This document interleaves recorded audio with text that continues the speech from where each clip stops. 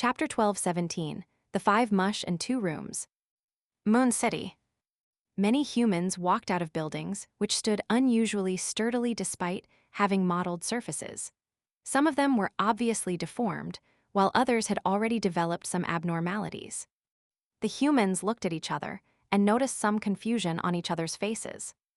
There were still 2 to 3 months before the sun sacrifice. Why was the high priest summoning everyone to the square? Could something have happened? The residents of Moon City were filled with anxiety, fear, and confusion as they entered the only square from every street. At this moment, the high platform was empty. The person who had convened them appeared to have not arrived. The residents of Moon City gathered together in a very orderly manner according to their respective zones, and they discussed amongst each other in whispers. Why isn't the high priest here yet? Doesn't he like to wait and not want others to wait for him? What happened exactly? Why did he suddenly gather all the city's residents aside from the guards? Amidst the voices, at the top of a tower near the square, High Priest Nim leaned against the wall and looked at the square from behind the crystal glass with a twisted expression as he endured something. His grayish-white hair flared up as a bunch of short black hair grew on his face. His ribs and waist were squirming, forming a swollen patch. These abnormal changes would disappear and occasionally appear. It was as if he was suffering from relapses again and again. His entire being was sinister and terrifying. After about a minute, he finally calmed down. He let out a long breath and wiped the cold sweat on his forehead. Just now, he had been resisting the madness that had accumulated in his body. In fact, no matter which beyonder pathway it was, the higher the sequence, the greater the insanity and inhuman inclinations one had. This gradually exceeded one's own humanity. One had to rely on external anchors to maintain a balance. Normally, such situations weren't obvious at sequence 4 and sequence 3. And at the level of an angel, even if there were enough anchors to stabilize them, they would fall into darkness from time to time. In the negative and abnormal states, one had to endure and resist on their own, waiting for them to ease up. They were like a sacred and solemn existence who might appear unproblematic normally. They could respond to prayers, chat normally, and even joke. However, at times, they could only hide in dark rooms and in the shadows. They tore off the surface of their skin, revealing a sinister side that showed signs of madness. As Nim often ate monster flesh, he had accumulated a lot of toxins, corruption, and madness. This forced him to endure such pain despite being a sequence 4. Of course, those who didn't know the acting method and relied on time or luck to advance to sequence 4 and sequence 3 would also share the same fate. After composing himself, he turned and left the room. With the help of an illusory door, he appeared on the high platform in the middle of the square. After the discussions died down, the residents of Moon City cast doubtful and uneasy gazes at the high priest. Nim looked around and directly said, "The hunting team led by Adal met an outsider." An outsider? The eyes of the residents of Moon City suddenly widened, as though it was a bolt from out of the blue. This was the first time in 2,000 years for Moon City to encounter an outsider. Of course, this was referring to human interaction and not monsters. Nim took a deep breath and continued. He claims to be a missionary who's here to spread the light of a deity. He caused the grayish-white fog to undergo obvious changes. He cleansed Adal and the others of the corruption and toxins accumulated within them. Also, he treated their physical mutations. As he spoke, he nodded to the side of the platform, and Adal and Zin, who were hiding in the shadows, immediately passed through the row of torches and walked to his side, using their own conditions to prove what the high priest had just said. "Oh my God! Is that Adal and Zin? They really..." Exclamations sounded out as surprise and shock mixed together into something almost physical. Adal and Zin exchanged looks, took 2 steps forward, and recounted what their hunting team encountered. The crowd heard about the tiny flame that appeared in the darkness, the cross that emitted a bright light, the cane that could cure any mutations and ailments, the parting of the grayish-white fog, as well as the appearance of the door. Upon hearing the hunting team's delightful description of their excellent condition, the residents of Moon City gradually fell silent. Some of them had already unknowingly teared up, a result of the extreme fatigue and repression. Finally, they saw a ray of light. The tears carried a mild and salty feeling as they flowed past their faces, slipping across the corner of their lips and dripping onto the ground. In addition, a person who was still rational and clear-headed raised his arm to express his opinion. Could that missionary be a special monster from deep within the darkness? Are Adal and Zin acting like this because they've already been controlled and influenced? After the wave of doubt calmed down, Nim said in a deep and clear voice, "I've checked them and have also used the sealed artifacts.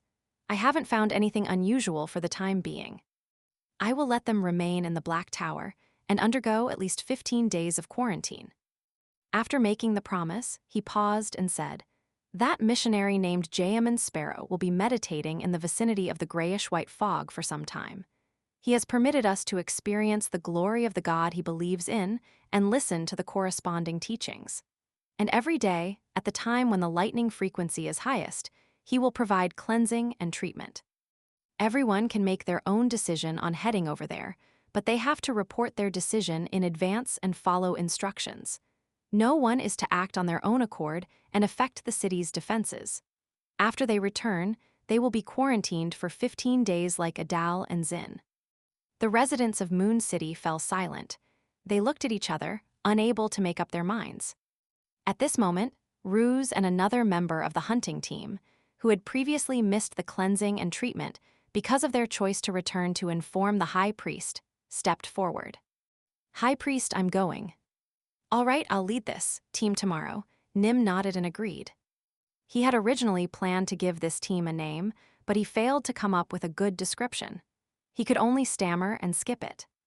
In his heart there was actually a name, but he didn't dare say it out loud. It was Pilgrimage.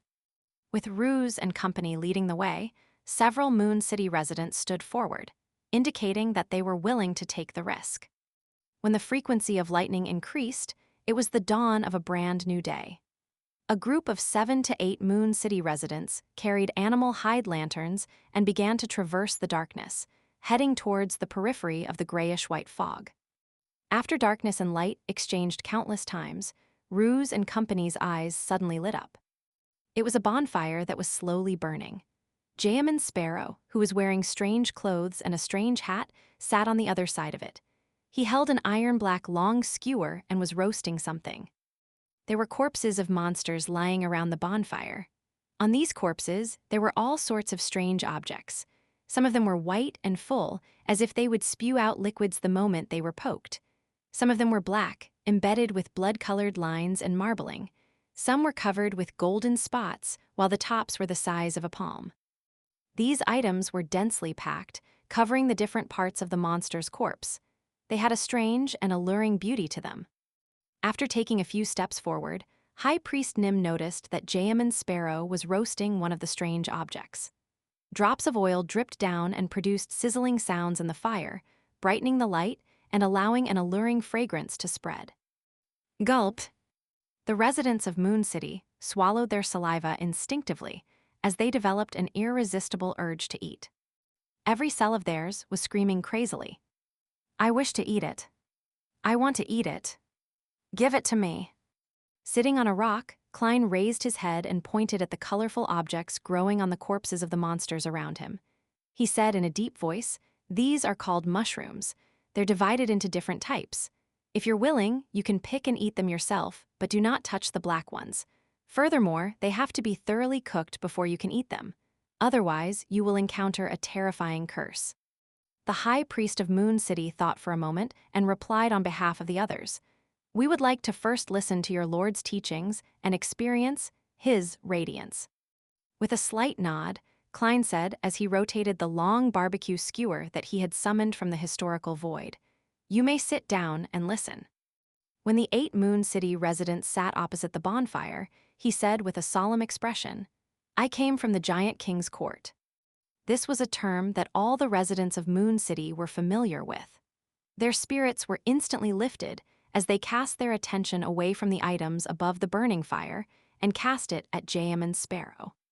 Following that, Klein described the situation outside the City of Silver and the situation beyond the Cursed Land. He also shared with them his sightings of city ruins along the way. The residents of Moon City sighed when they heard this. Sometimes they looked forward to it, but sometimes they found it hard to believe. At times, they could empathize with it and be filled with sorrow. Halfway through his sentence, Klein suddenly stopped. He retracted the black long metal skewer, brought it to his mouth, and bit down on a mushroom. Thick meat juices seeped out, and with a slightly scorching feeling, cleansed his mouth. After spending half a year in the forsaken land of the gods, Klein had already overcome his disgust towards mushrooms. After all, Danitz was often tasked by him with things to do. He was unable to meticulously prepare food and sacrifice things to him. During this period, he could only rely on mushrooms for sustenance. He closed his eyes in satisfaction and handed over the long, black skewer. He smiled and said, "You can try some." High Priest Nim was still hesitant when Ruse reached out his hand. As he expressed his gratitude, he got a mushroom and put it into his mouth. He ate too quickly, so much so that his mouth was scalded. However, after his expression twisted, it suddenly froze. Following that, his expression slowly relaxed, as he gradually revealed a sense of intoxication, pleasure, and yearning. In the end, Ruse's tears flowed out unknowingly as he muttered in a deep, choking voice, "This is the best and most superb food I've ever eaten." Even though their taste for food had changed after generations, humans couldn't adapt to food with toxins and madness. They still yearned for sugar and fat.